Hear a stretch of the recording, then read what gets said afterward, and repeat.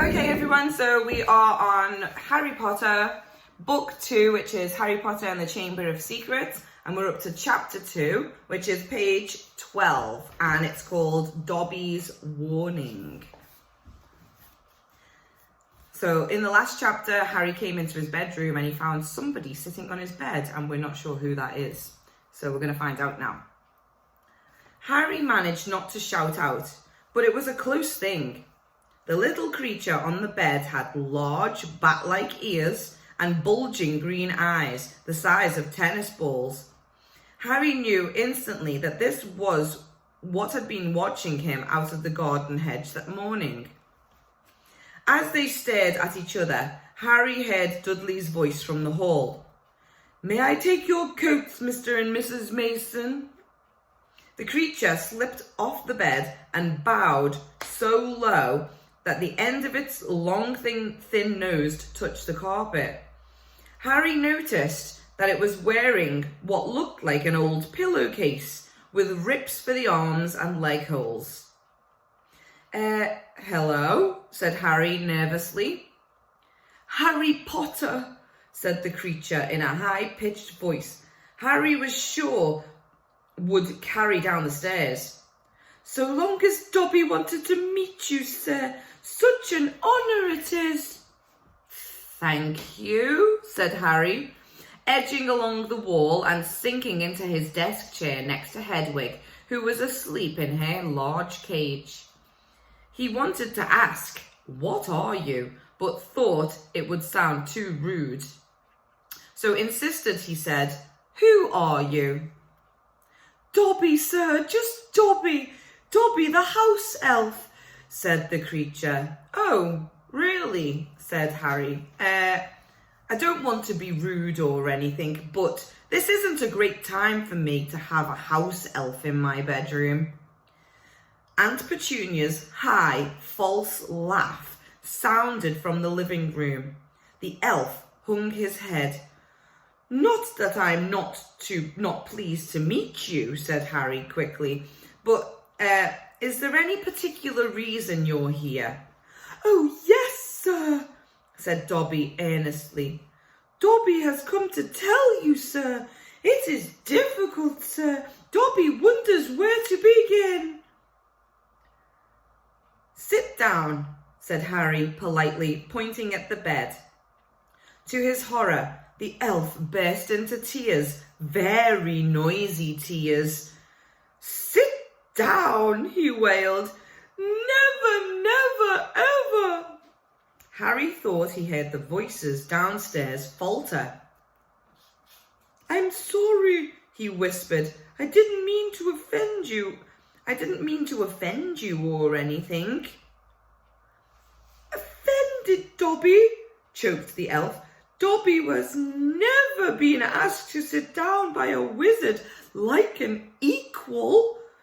Harry, trying to say shh and look comforting at the same time, ushered Dobby back onto the bed, where he sat, hiccoughing, looking like a large and very ugly doll.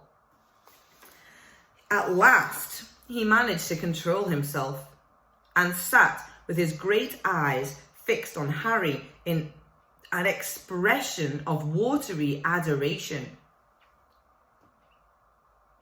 "You can't have met many decent wizards," said Harry, trying to cheer him up. Dobby shook his head. Then, without warning, he leapt up and started banging his head furiously on the window, shouting, "Bad Dobby! Bad Dobby!" "Don't! What are you doing?" Harry hissed, springing up and pulling Dobby back onto the bed. Hedwig had woken up with a particularly loud screech and was beating her wings wildly against the bars of her cage. "Dobby had to punish himself, sir," said the elf, who had gone slightly cross-eyed. "Dobby almost spoke ill of his family, sir." "Your family?" "The wizard family Dobby serves, sir. Dobby is a house elf, bound to serve the one house and one family forever." "Do they know you're here?" asked Harry curiously. Dobby shuddered. "Oh no, sir, no. Dobby will have to punish himself most grievously for coming to see you, sir. Dobby will have to shut his ears in the oven door for this, if they ever knew, sir." "But won't they notice if you shut your ears in the oven door?" "Dobby doubts it, sir. Dobby is always having to punish himself for something, sir. They let Dobby get on with it, sir. Sometimes they reminds me to do extra punishments." "But why don't you leave? Escape?" "A house elf must be set free, sir. And the family will never set Dobby free. Dobby will serve the family until he dies, sir." Harry stared. "And I thought I was hard done by staying here for another 4 weeks, he said. "This makes the Dursleys sound almost human. Can't anyone help you? Can't I?" Almost at once, Harry wished he hadn't spoken. Dobby dissolved again into the wails of gratitude. "Please," Harry whispered frantically, "please be quiet. If the Dursleys hear anything, if they know you're here." "Harry Potter, if he can help Dobby.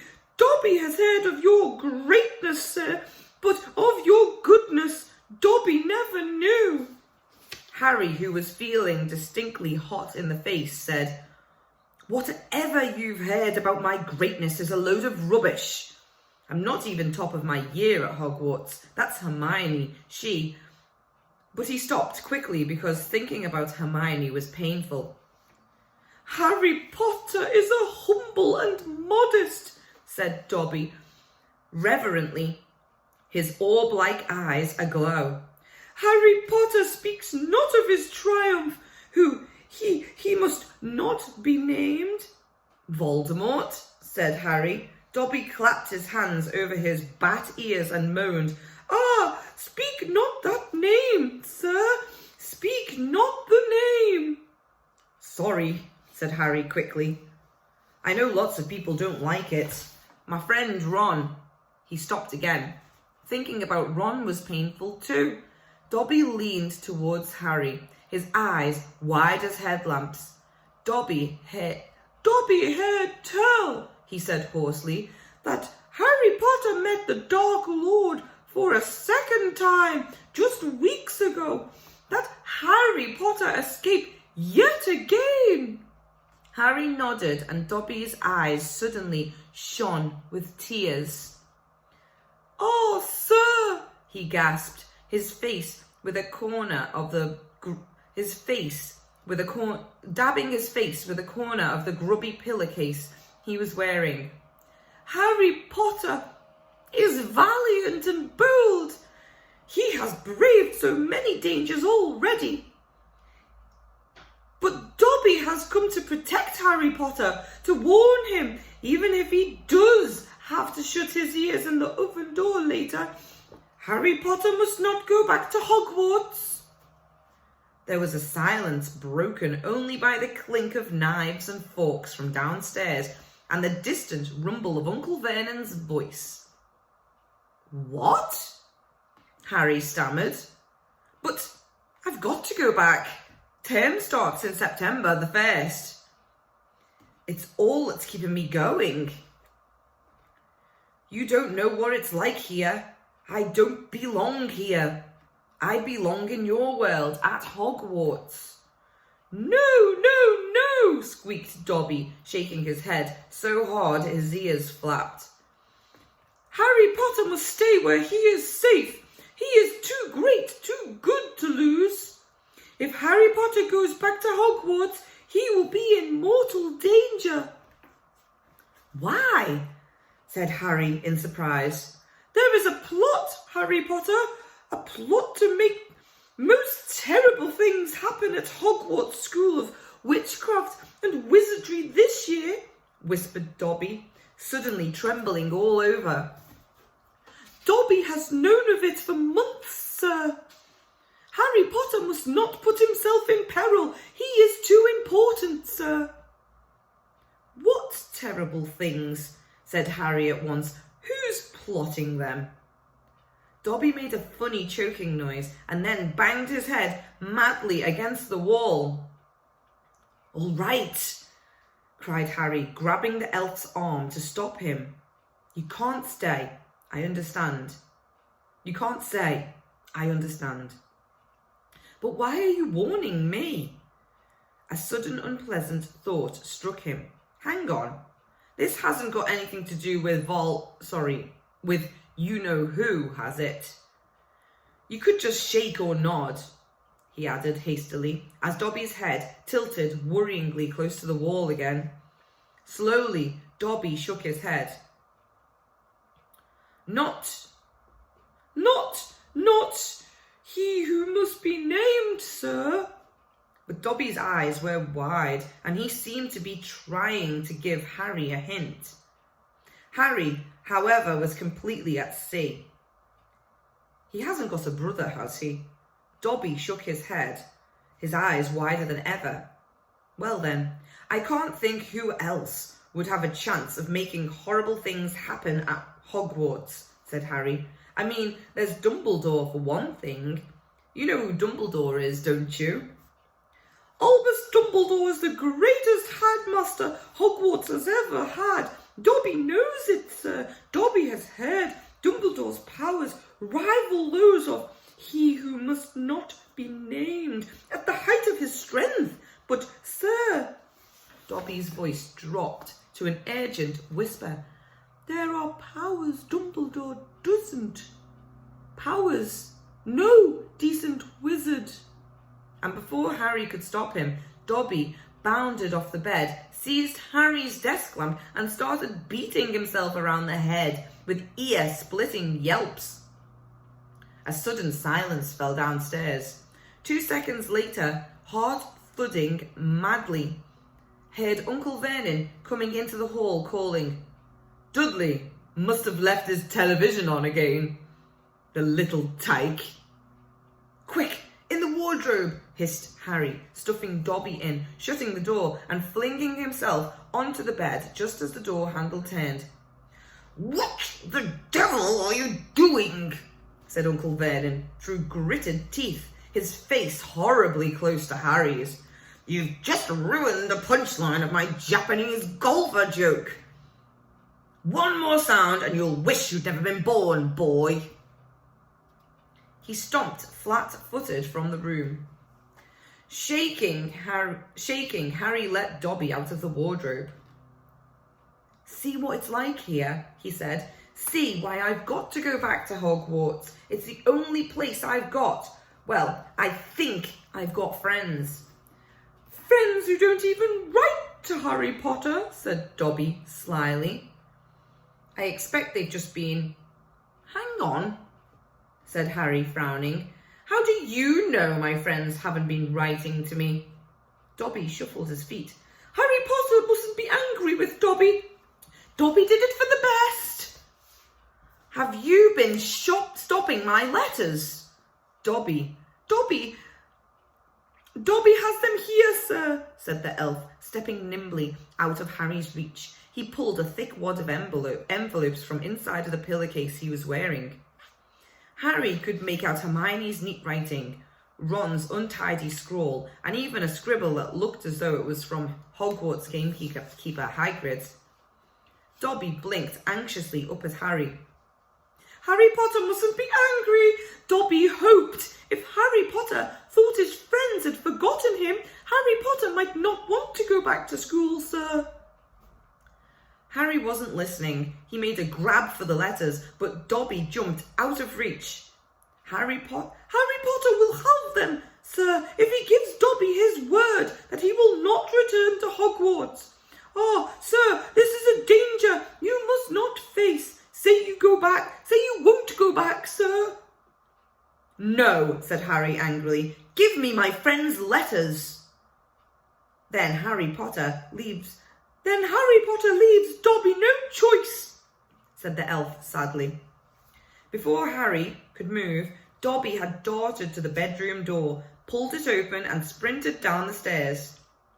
Mouth dry, stomach lurching, Harry sprang after him, trying not to make a sound. He jumped the last 6 stairs, landing cat-like on the carpet, looking around for Dobby. From the dining room he heard Uncle Vernon saying, "Tell Petunia that very funny story about those American plumbers. Mr. Mason, she's been dying to hear." Harry ran up the hall into the kitchen and felt his stomach disappear. Aunt Petunia's masterpiece of a pudding, the mountain of cream and sugared violets, was floating up near the ceiling. On top of a cupboard, in the corner, crouched Dobby. "No," croaked Harry. "Please, they'll kill me." "Harry Potter must say he's not going back to school." "Dobby, please." "Say it, sir." "I can't." Dobby gave him a tragic look. "Then Dobby must do it, sir, for Harry Potter's own good." The pudding fell to the floor with a heart-stopping crash. Cream splattered the windows and walls as the dish shattered with a crack like a whip. Dobby vanished. There were screams from the dining room, and Uncle Vernon burst into the kitchen to find Harry rigid with shock, covered from head to foot in Aunt Petunia's pudding. At first it looked as though Uncle Vernon would manage to gloss the whole thing over. "Just our nephew, very disturbed. Meeting strangers upsets him, so we kept him upstairs." He shooed the shocked Masons back into the dining room, promised Harry he would flay him to within an inch of his life when the Masons had left, and handed him a mop. Aunt Petunia dug some ice cream out of the freezer, and Harry, still shaking, started scrubbing the kitchen clean. Uncle Vernon might still have been able to make his deal if it hadn't been for the owl. Let me just check how many pages we've got. Aunt Petunia was just handing round a box of after-dinner mints when a huge barn owl swooped through the dining room window, dropped a letter on Mrs. Mason's head, and swooped out again. Mrs. Mason screamed like a banshee and ran from the house, shouting about lunatics. Mr. Mason stayed just long enough to tell the Dursleys that his wife was mortally afraid of birds of all shapes and sizes, and to ask whether this was their idea of a joke. Harry stood in the kitchen, clutching the mop for support as Uncle Vernon advanced on him, a demonic glint in his tiny eyes. "Read it," he hissed evilly, brandishing the letter the owl had delivered. "Go on, read it." Harry took it. It did not contain birthday greetings. "Dear Mr. Potter, we have received intelligence that a hover charm was used at your place of residence this evening at 12 minutes past 9. As you know, underage wizards are not permitted to perform spells outside school, and further spell work on your part may lead to expulsion from the said school. Decree for the reasonable restrictions of underage sorcery, 1875, paragraph C. We would also ask you to remember that any magical activity which risks notice by members of the non-magical community, muggles, is a serious offence under Section 13 of the International Confederation of Warlocks Statute of Secretary. Enjoy your holidays. Yours sincerely, Mafalda Hopkirk. Improper use of magic office, the Ministry of Magic. Harry looked up from the letter and gulped. "You didn't tell us you weren't allowed to use magic outside school," said Uncle Vernon, a mad gleam dancing in his eyes. "Forgot to mention it. Slipped your mind, I dare say." He was bearing down on Harry like a great bulldog, all his teeth bared. "Well, I've got news for you, boy. I'm locking you up. You're never going back to that school. Never. And if you try and magic yourself out, they'll expel you. And laughing like a maniac, he dragged Harry back upstairs. Uncle Vernon was as bad as his word. The following morning, he paid a man to fit bars on Harry's window. He himself fitted the cat flap in the bedroom door, so that small amount of food could be pushed inside 3 times a day.